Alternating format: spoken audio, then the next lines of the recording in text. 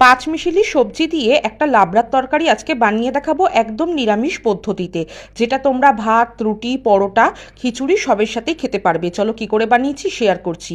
প্রথমে কড়াইতে কিছুটা পরিমাণ তেল দিয়ে তাতে পাঁচ ফোড়ন, তেজপাতা আর রাঁধুনি ফোড়ন দিয়ে তার মধ্যে কিছুটা মুগ ডাল দিয়ে লাল লাল করে ভেজে নেব।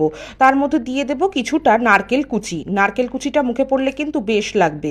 এইবারে ফ্রিজে যা যা সবজি তোমাদের থাকবে সেই সবজিগুলো দিয়ে দেবে। এর মধ্যে কিন্তু কাটোয়ার ডাটা আর কাঁঠালের বীজও অ্যাড করতে পারো, এই দুটো দিলে কিন্তু খেতে আরও ভালো লাগবে।